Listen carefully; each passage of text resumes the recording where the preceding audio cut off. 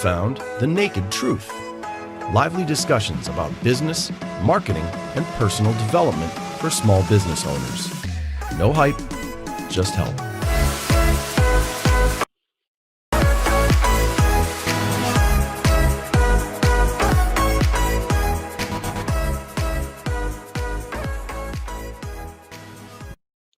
Welcome to The Naked Truth. Today is It's hump day. That's Hump what day it is. I don't even know why it took me half a second to think of that. That was a good job, if I. Hump Day. It's hump day. It's Wednesday. We're getting you over the hump today, and it's pretty cool when we can do it with a special guest. So I'm psyched. I'm psyched for this. Do you want to lead him in, or am I leading him in? No, you go ahead. Actually, you have like the best thing. Go ahead. Well, I just think, this is we've talked about this before. I love this idea that I love it, and it's intimidating that the world is so big at this point, right? 8 billion people on the planet, that there are people of excellence that I have never heard of. Right. And Ken Davenport is one of those people. When you're like, I have this great guy, we got to have him on the show. He's amazing. And I was like, okay. And then I was like, I don't know who that is. And then, so what do, right? The beautiful thing about this modern world is I started looking him up, and I was like, oh, this guy's got some stuff going on. And so I am so glad that I get to make this connection with Ken today. We have, I wrote kind of sarcastically on our description on this. I was like, who's Ken Davenport? Nobody special. 2-time Tony Award winner, been all over the place, worked with all kinds of amazing people, produced names you've heard, like Kinky Boots and Altar Boys and all this great stuff. Holy moly, I am excited. And I know Ifat was excited a month ago. I've been excited for a while now, but I'm really, really excited, guys, about this thing. If you know the way that we run our shows, it's not just us talking to Ken. We actually want to give you guys the value of coming in and doing kind of like Think and Grow Rich for the 21st century, where you come in and you can have a conversation with amazing people just like Ken and get your own questions, answers, your own challenges, because what I'm really excited about is this guy knows how to get PR for free.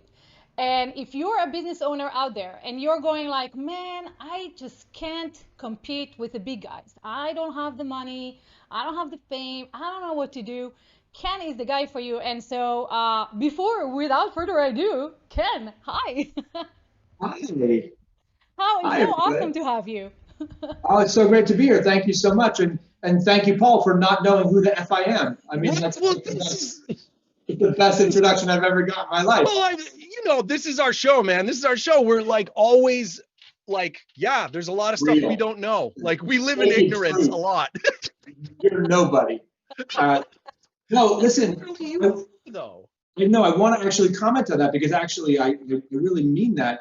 That is the best introduction anyone could ever have for me, because that's exactly what I teach. That's what I do, is that there are so many products, there are so many businesses in my business where I got started. There are so many shows trying to get attention.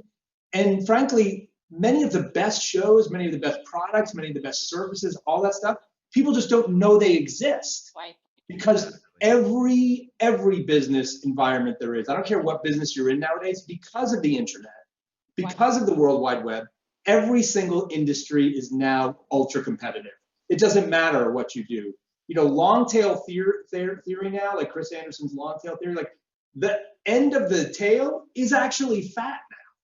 So you have to figure out how to get people like Paul to know who I am in some dramatic way or fashion. And that's what I do. And frankly, now you do know who I am just based on me being here. So something's working.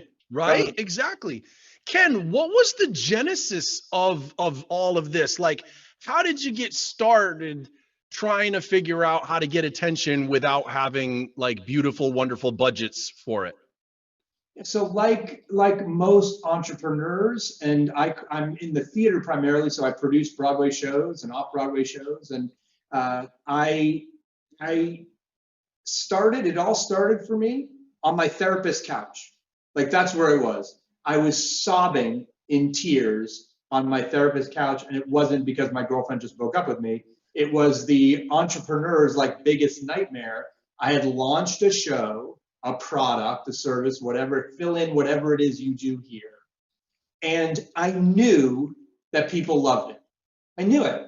Every time we did this show, it had been running for about 3 months at this point, crowds went crazy. They just went nuts. And I knew they loved it. And I knew I had something very special. The one thing I didn't have was ticket sales. I just couldn't sell tickets.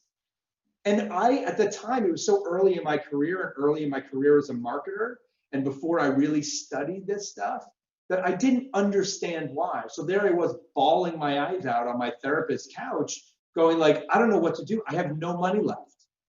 All my investors' money is gone. I can't go into my own pocket anymore. I'm working out of my house. I'm on unemployment. It's like all those things that we think are like cliches. It was me. And I was literally crying, going like, I don't know what I'm going to do, because I'm sure every entrepreneur and small business person out there knows what it's like. We love the stuff that we make so much. Yeah. And when you know it's good, and I believe that the best entrepreneurs out there knows when their stuff is good and know when people should be using it. I just knew that people would love it. So I had to start to think, I mean, I wasn't going to give up. You know, my therapist, who's amazing, still my therapist today, like 20 years later, she poked me in all the right places, and I left there going, okay, I'm just going to figure it out. And I got some more great advice from some mentors and people. And I started to say, how can I get attention for this show without spending a dime? Yep. And that was the beginning for me. And I will tell you that I worked my butt off for the next month. And after a month of what I call dramatic marketing, the tides turned, and I never had a losing week on that show for 5 consecutive years. It returned 500% on its investment. It got me started. It introduced me to so many other people. It's been done all over the world. And it just started at that moment. And so would you say that the biggest change on that therapist couch was that your mindset, or did you learn kind of like, ooh, there's a marketing trick that works over and over and over again? It was this, you know, I think we all dream and fantasize that we're going to launch something, we're going to do something, and like a knight in shining armor is going to come like galloping down the way and like pick it up and go like a Shark Tank. I mean, Shark Tank is a crazy fantasy, and we all dream that Mark Cuban's going to knock on our door and be like, Ken, that's the most amazing thing. Here's $10 million. Let's go. And you know what? You don't have to do any other work at all. You just sit there. I'm going to take care of everything. That is the business person, entrepreneur's fantasy. Right. And I think to your point, which is right, it was half a mindset shift, and then half of this strategy and process that I developed of like, no one's going to do this for me, including advertising. No, like Facebook isn't going to help me in the way that I need it to right now. So I need to figure out how I do it myself. And that, of course, is, you always have to rely on yourself for everything as an entrepreneur, for sure. Ken, how do you know that you do actually have something good? I think another trap that a lot of entrepreneurs, and I'll totally own this, like I've had so many good ideas. That doesn't mean that I should really be doing anything about them, right? Like, how did you figure that out to be self-aware and self-evaluative enough to know whether the idea that you think is great is really one you should take action on and do? It's a very good question, because it's a 2-part process, okay? The first part of the process is this a good idea that will work, sell, and when I say work or sell, I don't necessarily just mean make me bank, right? Does this advance whatever mission I want to advance? Because there are lots of amazing ideas out there that may make you $0 or cost you money, but are charitable missions or whatever it is. You know, marketing, everything needs to be marketed. I don't care if it's you trying to convince someone to go out with you or you trying to make $1 million. So you have to define success first, right? So is this a good idea? Will this help in whatever mission I'm trying, or goal I have for myself, or will this not? That's bucket number 1. And then bucket number 2, if it's bad, you trash it. If it goes in, this is a good idea, then you have to, because Paul, I'm sure you're like most of the people that are listening right now, or like most entrepreneurs, We're a fountain of ideas. We're spitting them out like crazy, right? Constantly. I mean, I use Toodle-Do, the task like management software. I mean, look at this. I'm never going to get to all this. So then comes the filtering process of which of these good ideas is going to achieve my goal the fastest with the least amount of time and energy, right? So then that's the second part of the process. But to get back to your first question of how you evaluate, part of it is your own gut. You have to follow your own gut. There's no question about it. I often say it's like buying a piece of art. You know, you have to do the ideas that you really believe in and you love, so that even if they don't work, you can hang it on your wall and say, I'm so proud I did that. I'm so proud I own that. It may not have gone up in value, but that's an experience I'm glad I did. So you have to do the things that you really want to do, of course. But the other part of it is something where I think most entrepreneurs don't do.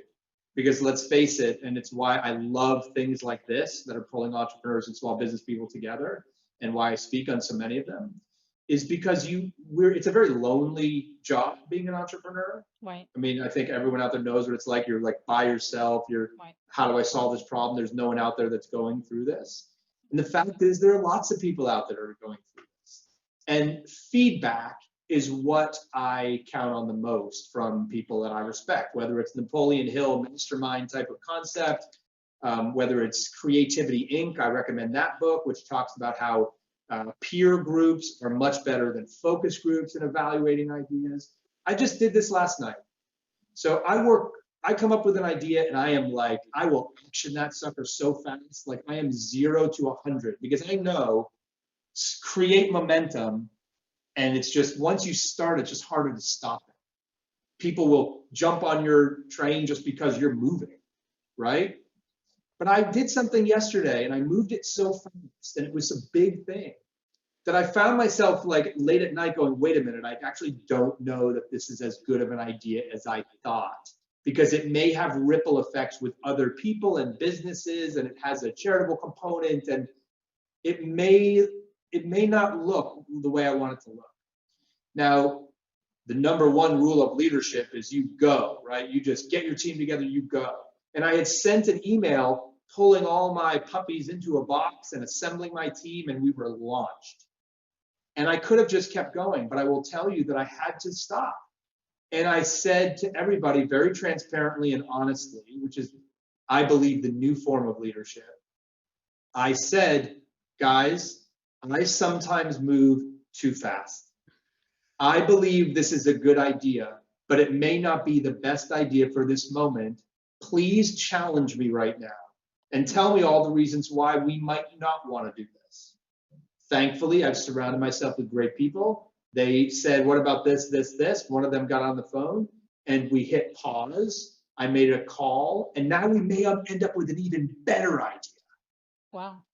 So it's that objectivity of your own gut, but also depending on a core group of people around you to help give you not, yes, sure, let's just do it, but really poke and prod you and make you defend your idea. I often try to think of myself like a defense counsel, and like I'm trying to defend my client, and my client is my idea. This is so brilliant because it's so easy to get stuck in your ego. We have someone from Twitch going like, is this live right now? I have a question. Yes, it is. Ask your questions. And you can actually hop on in here and ask it in real time. So Ken, I know we have a little bit of time and I want everybody here to kind of like pick your brain a little bit. You have a formula, a marketing formula. You actually designed a process. It's called dramatic marketing, where you're taking your experience from Broadway and from PR and you're combining it together and you're helping people come up with their story and their hook, right? To actually get that visibility that can propel them forward. So let's talk a little bit about that formula that you have and dramatic marketing, and then just open it up for people to come in and see how they can apply that formula for what they're doing right now. Sure. Yeah, this is a formula and a process that I, again, established and created like most entrepreneurs create anything out of necessity. like I said, I needed to figure out a way to get awareness. Like if you've read Eugene Schwartz's Breakthrough Advertising, that Bible of advertising book, the chapter that resonated the most with me was when he talked about awareness. And it says, if you are in a competitive market and your product is unknown by the consumer, they will always choose the product that they know. It doesn't matter how good your stuff is. They will always default. So you, as a brand, if you're in a competitive market and you don't have awareness, and this especially goes for launches or the beginning of products or new businesses, you are starting behind, not just at ground zero, you are behind. And the answer is not, I need to spend as much as they will, because you will never, ever, ever be able to compete that way. It's Cold War economics. I'm just going to outspend the other person until they collapse. That doesn't work. You will lose. So you have to come up with a way to gain that awareness that Eugene was talking about without spending a dime. So that's what I did. So I had a number of very successful promotions early on. I did a show called My First Time that was about exactly what you think it's about. It was about people's first sexual experiences. We ran a promotion where I let virgins get in free for the first performance. And then I actually, so people always ask them, how did you know if they were virgins or not? I hired a human lie detector, a PhD in nonverbal communication, a mind reader, to sit at the front of the line and to be able to ask a bunch of questions, analyze handwriting, and tell if people were telling the truth or not. That promotion got me the homepage of CNN. It got me a mention in Jay Leno's monologue. I've done a number of other promotions like it. If you Google Ken Davenport goat, you will see that I took a goat to the Tony Awards on the red carpet 2 years ago. And that wasn't just a crazy stunt. The goat was in my show. And I happen to know, and this is, I'm reverse engineering the formula, but I happen to knew, there it is, I knew that the goat was the one thing about the show that was talked about the most. When people saw it, they went away talking about the goat.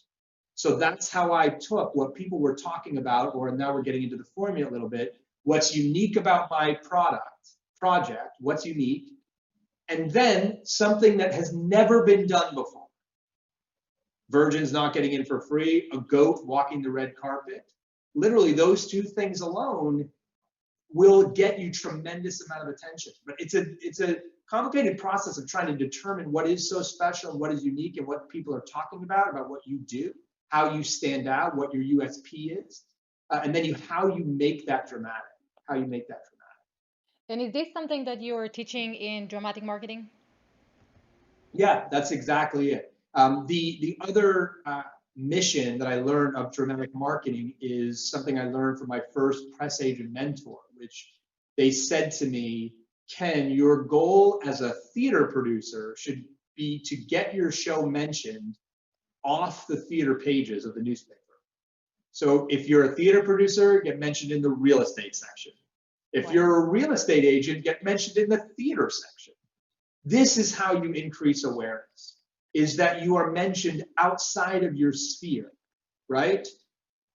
Any successful entrepreneur should be able to get into Entrepreneur Magazine, right? Yeah. But not every successful Broadway producer can do that. Like for me, one of my most prized, one of the most valued prizes or honors I've gotten over the last several years is I was named to the Inc. 5000 list. Now, that's great, and a lot of people are like, oh, congratulations. What made that special for me and what got me more attention, I am the only Broadway producer to ever be named to the Inc. 5000 list, right? So it's something that has never been done before. So you can bet that I worked very hard and applied a lot of dramatic marketing initiatives to make sure they knew who I was, right? It's that type of process.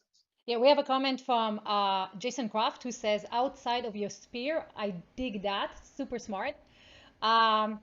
big fuzzy thing from Twitch is saying, I'm a food photographer in Chicago and I'm trying to really expand and bring forward more corporate clients. How would you suggest I get started with getting more folks aboard, on board?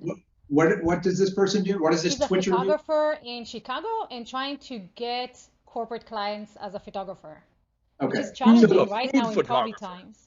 Did you say foot photographer? No, food. Food photographer, yeah. Well, you should, number one, think of being a foot photographer because there's probably less competition there. And then instantly you're doing something that other people aren't doing. So yeah, like you're a food photographer. Okay. So then the first thing you have to do is what separates you from all the other food photographers out there in the world? Like, what are you doing that all the other food photographers are not doing? And if there isn't anything unique about what you're doing, find something exceptionally unique or different about the food photography that you're doing. And that can be anything from, usually a very quick way to come up with how do I make myself unique is what I call the George Costanza method, is what's everyone doing? Do the exact opposite. Exact opposite. So I have seen 1,000 upon thousands of photos of incredible plates of food just sitting there designed before they're eaten. You be the guy that takes pictures of all the food after it's eaten. Like, I don't know, like just do something that's totally different to try to attract attention. It doesn't mean that's what you're going to specialize in, but it's doing something different or unique that tries to, that garners attention or awareness. The corporate client market, everyone wants the corporate client because we think they have like all these the money. Corporate clients are actually not all they're cracked up to be, because I will tell you that corporate clients often take a very long time to make a decision to make a purchase. So I know it seems like, oh, I'm going to get a 6-figure deal from this corporate client. It may take you 6 months or 6 years to land one. So I would go after the corporate clients, but actually that's not where I would spend the bulk of my time. Following Pareto's principle, doing 80-20, I certainly wouldn't be spending 80% of my time on corporate clients. But I would, one, you got to analyze what you're doing and how you're different. And then it's how you let those corporate clients, if that's what you want to do, let them know that you are different. How are other people advertising? Don't do that.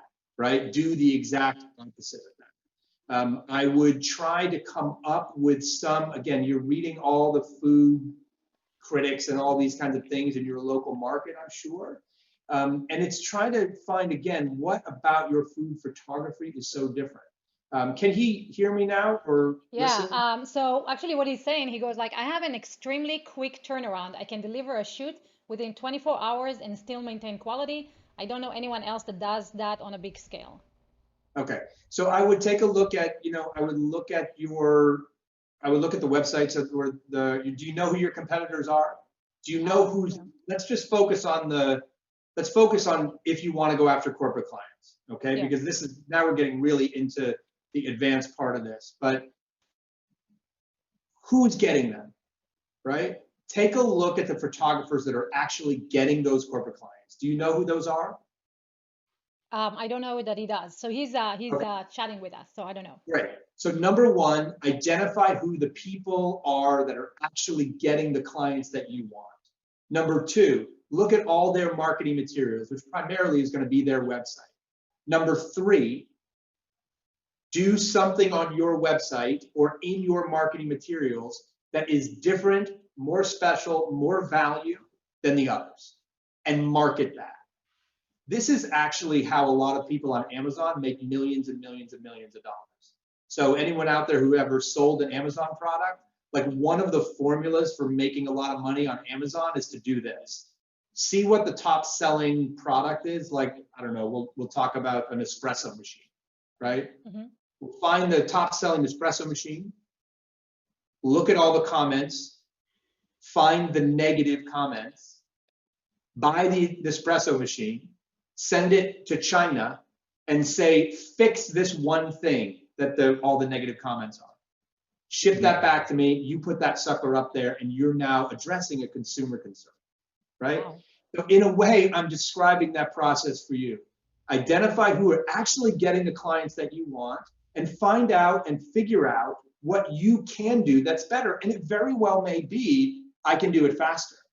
And then it becomes this direct marketing, old school direct marketing. So we start with drama and then we go old school direct. And you're literally getting this message out to them of, hey, I can deliver in 24 hours where others may take 7 days, right? Yeah. And the one thing I will tell you is, in the quick answer to a lot of people is, I'm just going to beat them on price. Mhm. Don't do that. Don't do that. Beat them some other way. Yes. Yeah, $100, $500, that's it, especially to a corporate client, it doesn't matter. Solve whatever problem they have, right? It's that old school thing. Ask the clients what problems they have and solve that for them, and then market that like crazy. And so the way that you got the PR for the theater, for Divergent, because walking on the red carpet with a goat automatically gets you PR, everybody's there, right? But when you're starting out like, hey, I'm going to put a human lie detector in front of the theater, how do you get the media to cover that for free? Is that like calling them, emailing them, agents? Like what goes into that? Yeah, it's a lot of hustle. Again, it's not just putting something out there and saying like, okay, they'll come. Now, in that case, that had a lot of what I call talkable topics. And the more interesting things you can layer in, right? Mm-hmm. For those of you who have sold stuff online, you know the whole idea about, oh, I have a product, and then this bonus, and then this bonus, and then this bonus, and then this bonus, right? Press releases, whatever marketing initiatives you have to be similar. So the Virgins Getting Free thing got attention, but I watched people on this live stream, and I'm sure people out there, when I started to mention how I determined if they were virgins or not, that's where it really sinks in. Yeah. So the more things you can do that are unique, the better. And then, yeah, it's press release nowadays. I mean, this was a long time ago, so we didn't have a lot of the mechanisms that we have now. Press release, blogs, it's social media. I identified at the time, this is a little bit of Dream 100 strategy, but I identified the top like 50 sex bloggers on the web.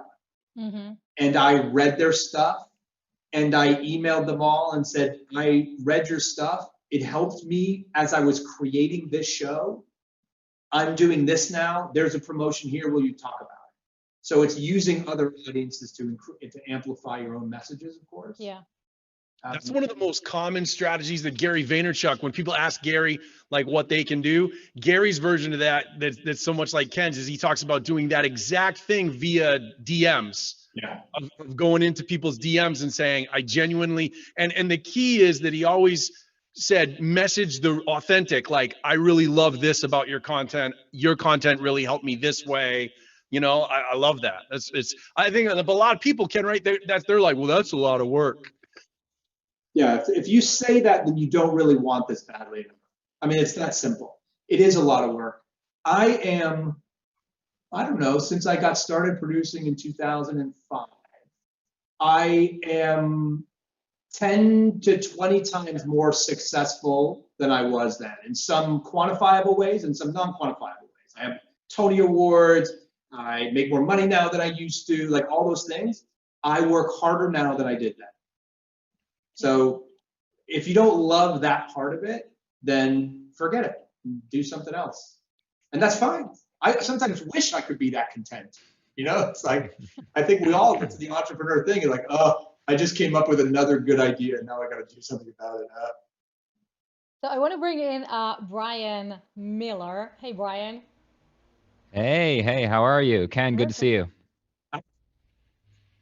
So Ken, actually, it's funny. You and I have been connected on Facebook for, I don't know, a long time, 8, 9 years. And I didn't even realize it when he started mentioning you. And I realized we've been connected for a long time because I live in Connecticut and I used to be involved in the theater movie world here in Connecticut. And so somehow you and I are already connected. My wife wanted me to make sure that I told you how much she loves Spring Awakening, to thank you for that. Wow.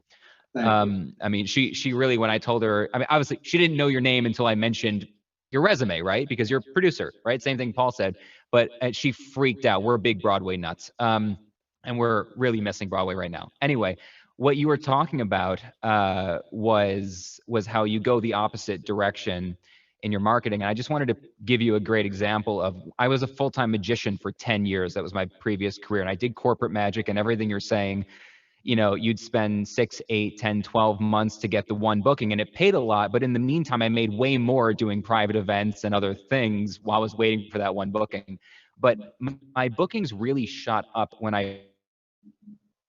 that it was my marketing, not my show, that was determining my bookings. That my show was already good enough. It was just that not enough people understood what I did or bought in. And the best example I have of what you were talking about is that I used to ask clients before my show, while we were setting up for the event, you know, hey, what magicians have you had over the last year or two? I'd ask the event planners and stuff. And they'd tell me who they were, and I'd say, how did it go? And almost always the response was, you know, the show was great, the audience loved it, but they were kind of a jerk. They were hard to work with. They didn't treat our staff well. You know, we're probably not going to bring them back, even though it was a great show. And so I kept hearing that. And so I just changed all my marketing to focus on how easy I am to work with. And I got all my VIP clients to give me the testimonials. I said, I don't want you to talk about my show in the testimonials. Talk about how I treated your staff. You know, and so I got all these things about treated the staff so well, punctual, really giving with my time with the audience after the show. Bookings just went through the roof, and suddenly my marketing didn't say anything about my show or my magic. Just clients saw it. They were like, this guy's easy to work with. If the show's good enough, then it's good enough. Like, that didn't even matter anymore. So it's just an example that occurred to me as you were talking about it. I mean, it's classic. You're solving their problem, and the corporate booker's problem is not how much does this cost. He's not paying the bills. Right. Right. It's just like, the problem really is probably like, I really don't want to book a magician. I don't want to take my time to book a magician. Yeah. This is not what I went to business school for. So please give me someone that's going to make it very easy for me and be friendly and say, don't worry about it. So yeah, I love it. I mean, it's a very common and simple thing. And we just did this for a conference. There's, you know, the theater, as you said, Broadway is shut down right now. All the theater makers, I run this membership site called Theater Makers Studio, and all my theater makers they're scared. That, you know, the Broadway shut down, theaters are shut down. We've had a lot of concerns. So I emailed them all and said, listen, I know this is a tough time. Tell me the 3 things that are bugging you right now. Just tell me the 3 things. We're starting to curate our conference, and I want it to be something that you will enjoy and really solve your problems. They emailed us. They were so passionate. They identified their 3 issues, and I served up some bonus content for them that we're releasing next week. 3 conversations curated, totally free. It's just there. I put some people together to talk about the 3 issues that they want to hear about. Signups are like off the charts, and we're not looking for anything. We're just trying to listen to what's on our customer's mind and solve that problem, and it'll come back to me in some way, shape, or form. Yeah. And I'm not, again, to the point at the beginning, I'm not thinking about that right now. I'm just trying to solve my customer's problem. Yeah, no, that's great. I didn't know you thought if somebody else was going to jump in, right, Stuart? Yep. So, you know, there's a lot of people who are in, you started talking about that, Ken, where a lot of people start with like, I love my thing so much. I want to talk about my thing so much. And you're going like, no. How does it help other people? What problems can I solve? And I love the fact that you're emailing people and saying, what's the top 3 things that bother you right now? And based on that, you know what to offer them. So this show is just like 30 minutes. We're about to run out of time. I want to show you guys where you can follow up with Ken right here on BeTheNakedTruth.com. Right here, dramatic marketing. You can click on that, and you directly into Ken's website, and you can grab all this information starting August 6th. Ken, is there another good way for people to follow up with you and connect with you and know everything that you're doing? Yeah, if you just Google Ken Davenport, a whole bunch of stuff will pop up. What will most likely pop up is my my company website or my blog, The Producer's Perspective, which is where I started a lot of this stuff. That's a great way to get to know me, or just follow me on Instagram or Facebook or any of those things. But Google my name, I'll be there. And Google his name with a goat, and you'll see the whole story. Yeah. Do you have stories about the virgins as well? I bet you do, right? Yeah, that was the most amazing thing, including I'll tell you one quick story about that promotion and how you have to like talk about flying the plane as you're building it. Right. I did this promotion. I was like, okay. And then a reporter said to me, like, are you like afraid you're going to sell out? Like that there's going to be these and you're going to give all the tickets away for free? And off the cuff, I said, this is New York City. Like, there's not many of these virgins around in this city. And if they are, they're certainly not going to admit it. And I said that as a joke. And then I realized I might have a problem because we had television crews lining up. And I started to think, wait a minute, what if nobody shows up? What if there is no line? You're saying basically, what if there's no virgin in New York City? So, and this is, again, how you always have to keep moving. And I've got almost every big stunt like this, something goes wrong. I went down like 30 minutes before and the television crews are starting up and there was no line. There were 3 people in line. And I was like, oh my God, this is gonna be the worst visual. And I have a chance to get an interview with the line. And I went around the corner to the Mexican restaurant and I bought dinner for like 4 giant tables and said, come see a show for free, just stand in this line. So it's that kind of stuff that you always have to be thinking and moving. And I hadn't even pondered that when I launched the promotion. That's a good one. And that always happens, especially now with technology and online, something's always going to break. And you have to have like kind of like a contingency plan. So Stuart, let's give you a quick one before we end up here. I unmuted you. There you go. Hey, Stuart. How you doing, Aoife? And I know you're running short on time, so I'll actually talk faster than usual. Ken, earlier in the conversation, you said one of your goals was to find out what the client's problem was. Did I get that right? First of all, that's a real quick one. Yeah, that's correct. Okay. In my previous profession, the way I often phrase it is think about what keeps them up at night. That's a classic question. Yes. In my previous profession, we called it find the pain button and then lean on it. Yeah. And once you found out their pain button and you can figure out a solution, then there's a whole other complicated set of circumstances that come in. But if you can find a client's pain button or their severe need, what's keeping them up at night, which for me was usually problem real estate, that will get you a client that's more than happy to sign on the line and write a check. At least that's my experience, and I'd like to know if that's yours. Yeah, that's exactly it. The best businesses out there solve problems. And the geniuses of the world, the most innovative in the world, can solve humanity's problems without actually asking that question. The Henry Fords of the world, the Steve Jobs of the world, like they come up with it, Sarah Blakely, like they solve problems that people don't even realize that they're not asking that question. They have that innate gift, but the majority of us need to. And also, it's just much faster.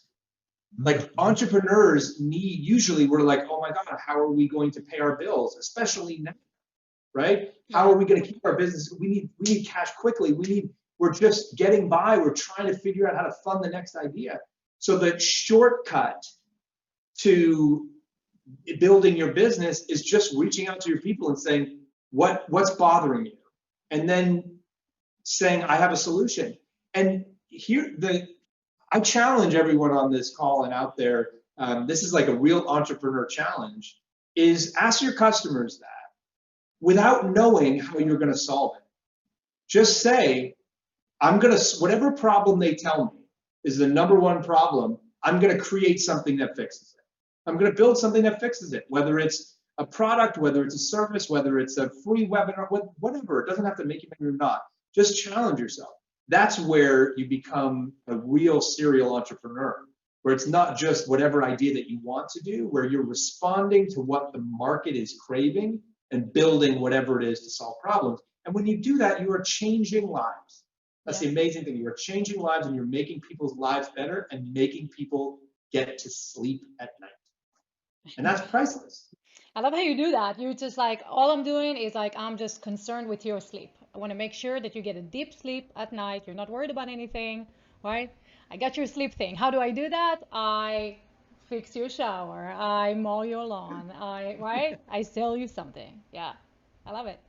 That's great. And which is really interesting when you come to Broadway, because Broadway is not, it's more of a luxury kind of thing, not an immediate necessity that people are like, oh my God, I can't sleep because I want to go to Broadway, right? And yet you're like super successful. You're getting tons of reviews, people coming in. Brian Miller is missing you right now.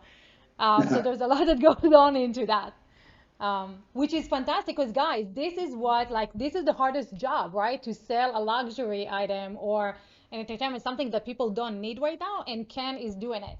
So if you want to learn from him directly how he's doing it and why, and you want to do that on August 6th, hop on in here, direct marketing, put your name and email, I did, and you'll be notified when he's live. And I'll tell you, there's really goodies in the back, so you should do that. So thanks so much, Ken. It's always great seeing you, not just being on the phone. You're fantastic. Thank you. My pleasure. Thank you so much for having me. It's an honor to be here. So I appreciate it. And guys, we will see you mañana on That Geek. Same time, different place. Good hair. Bye-bye. Hey, if you enjoyed today's episode, come back and spend more time with us. You could be on the broadcast sharing your thoughts. We hang out live Monday through Friday at 2 p.m. Eastern at www.bethenakedtruth.com/live.